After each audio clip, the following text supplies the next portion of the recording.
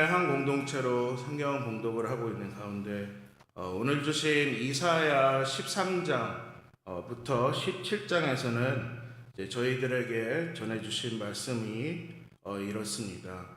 하나님께서는 무슨 일이 있어도 저희의 영혼을 이끌어 주신다는 것을 이해하는 것이 제일 중요합니다. 또한 예수 그리스도를 따르는 저희들은 기꺼이 그분이 보여주시는 길로 순종하며 준비하며 그분께 응답해야 됩니다. 이사야 11장과 이제 12장 저희가 전에 누구를 섬기며 또 누구를 경배해야 되는 중요한 부분을 같이 묵상을 하였습니다. 또 그 시기에 저희 자신이 주님께 어떠한 태도를 가지고 있고 어떠한 생각과 또 어떻게 하면 주님을 경배할 수 있는 그런 시간을 검토하는 시간을 주셨습니다. 또한 저희가 이 망가져가는 이 사회의 혼란 속에서 하나님께서 완벽한 조화를 이루어 주신다는 점을 저희는 또 알 수 있었습니다. 제시의 뿌리, 즉 예수의 혈통은 이미 저희를 위해 준비되었지만 저희가 취해야 되는 중요한 부분은 주님께 바로 응답해야 된다는 점을 또한 배웠습니다. 오늘 아침 저희는 바벨론에 대한 이사야의 전해주시는 비전, 저희들 또한 어떻게 주님께 응답해야 되는지 이렇게 묵상하는 시간이 됐으면 합니다. 참고로 이사야 13장 또 23장 18절까지 여러 민족을 상대로 이사야는 예언을 또한 경고를 해 주십니다. 주님의 심판은 그분의 집에서 즉 이스라엘과 유다에서 시작하는 것이 마땅하지만 오늘 말씀대로 바벨론으로부터 시작을 또 계속해서 여러 민족을 상대로 경고와 또 예언을 해 주십니다. 하나님께서 바벨론을 처음으로 예언을 시작하신다는 것은 그렇게 놀라운 일은 아닙니다. 결국 바벨론 오늘날로 이라크 중동에 있는 이라크 그 이슬람의 발생지였고 또 창세기 11장에서 나오는 이 바벨탑에 대한 문제들을 분명히 알 수 있듯이 모든 거짓 종교의 발상지이기도 합니다. 그래서 하나님이 심판하실 나라의 목록에 바벨론이 먼저라는 것을 저희는 짐작할 수도 있습니다. 이사야의 예언이 시작되었을 당시 욥기에서 저희가 같이 배운 듯 이 아시리아의 중동에 위치한 나라들 중에서는 강대국이었고 또 바벨론 또한 그 뒤를 이어 번창하는 시기였습니다. 바벨론에 대한 이사야의 예언은 추후 100년이라는 시간이 지나게 된 후에 나타나게 됩니다. 이사야 13장부터 14장은 바벨론의 멸망에 대한 예언을 하게 됩니다.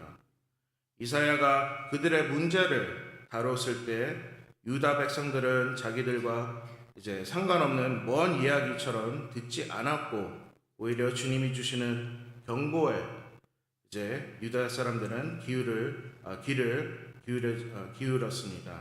하지만 바벨론 사람들은 그렇게 하지는 않았습니다. 이것은 하나님의 말씀과 능력도 믿지를 못했기 때문입니다. 하나님께서 그들의 미래에 대해 미리 예언하실 수 있는 분인 것을 그들은 받아들이지 않았습니다. 마치 오늘 저희들이 묵상하는 말씀이 저희들의 미래를 살찌우며 또 살리는 말씀이 될 수 있는 진실이기에 저희는 항상 주님이 전해주시는 말씀을 귀 기울이며 또 삶 속에서 나타내야 합니다. 그럼 왜 하나님은 이 바벨론에게 먼저 말씀하셨을까요? 첫 번째는 이제 오히려 하나님의 백성을 도우려는 것이었습니다. 주님은 참으로 정의로우시기에 주님은 주변의 사악한 나라들을 심판하겠다고 또 심판하시는 모습을 보여줌으로써 하나님의 정의의 심판을 또 강조해 저희들에게 보여주십니다.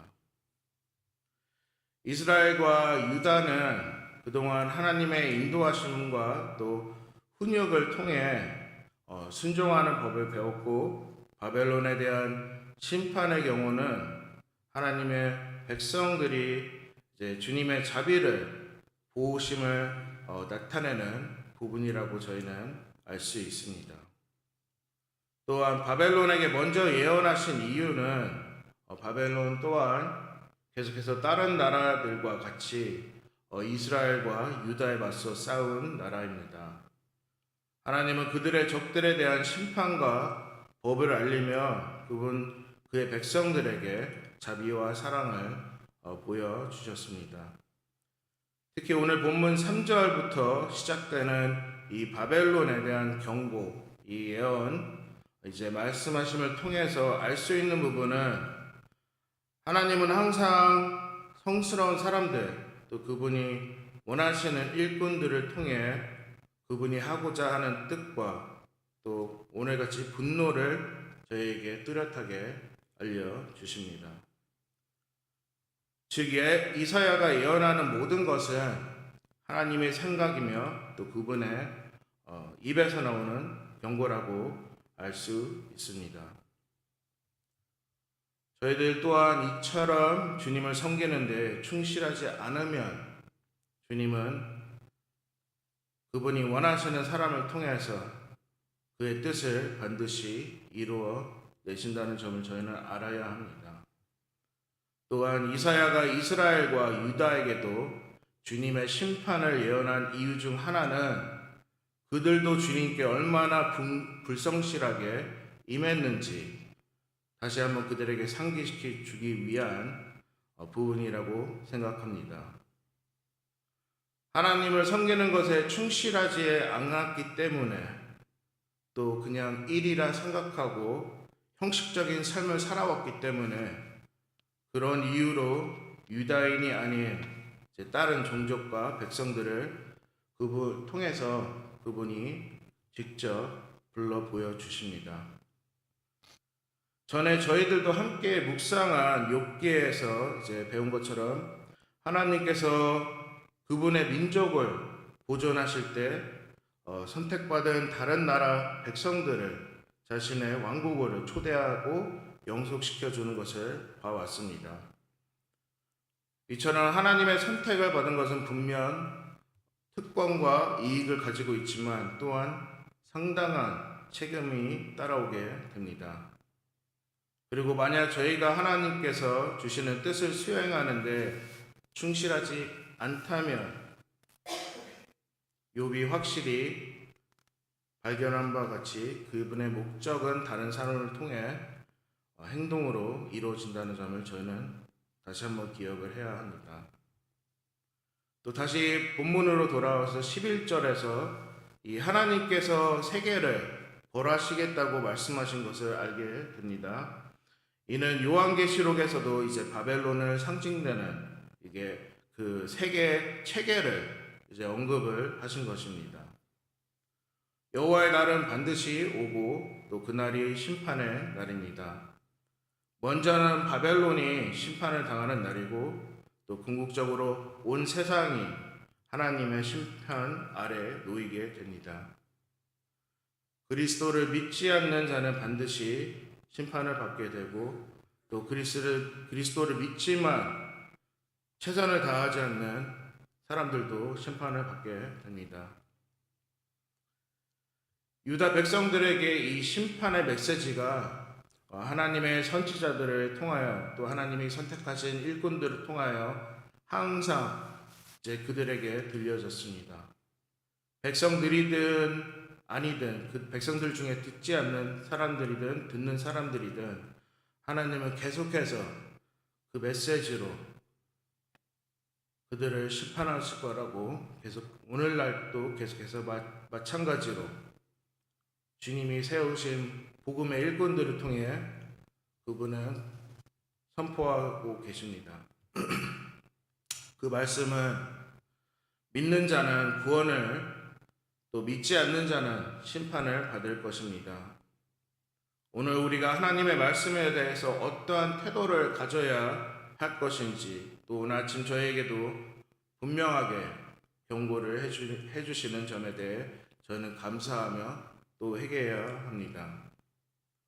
오늘 당장 하나님의 말씀이 나와 별 상관없이 없는 것처럼 느껴지고, 또 그럴 때 언젠가는 주님의 말씀이 우리의 영혼을 그분이 계신 하늘나라로 인도해 주실 것을 믿고 저희는 노력하며 또 기억하며 매일같이 살아나가야 합니다. 이 말은 세상을 사랑하거나 세상의 것을 사랑하지 말라는 하나님께서 전해주시는 경고입니다. 동시에 하나님과 세상을 함께 사랑할 수 있는 사람은 이 세상에 없습니다. 이 세상에 있는 모든 것, 즉 육체의 욕망과 눈의 욕망과 또 소유에 대한 자부심과 또 마음은 주님에게서 온 것이 아닌 세상에서 온 것이며, 하나님의 뜻을 따르는 사람은 영원히 주님만 바라보며 순종하는 삶을 배우며 노력하며 살아가게 됩니다. 말씀을 정리합니다. 저희도 하나님을 섬기는데 충실하지 않으면 무너지고 있는 이 세상의 모든 것들과 또 그것들을 인해 같이 인생이 무너지게 됩니다. 가장 큰 문제는 저희가 하나님의 목적을 위해 주어진 것들을 가져다가 저희 자신의 육체적 욕구를 충족시키기 위해 그것들을 이용해서는 안 됩니다. 또 그것들을 오해하면 안 됩니다. 이렇게 오늘 예언자 이사야를 통해 하나님의 정의와 심판의 경고를 저희는 중요하게 생각하며 이 메시지를 저에게도 오늘 아침 전해주신다는 것을 감사하며, 또 하나님이 부르신 저희들이 다 같이 서로 사랑하며 이해하며 또 함께 힘을 얻어 섬기는 저희들이 됐으면 합니다. 그러기에 오늘도 주 하나님만 찬송하며 영광드리며 감사와 회개 기도로 시작하는 모두에게 주님과 함께 승리하시길 기도와 응원 보내드립니다. 다 같이 기도 드리시겠습니다.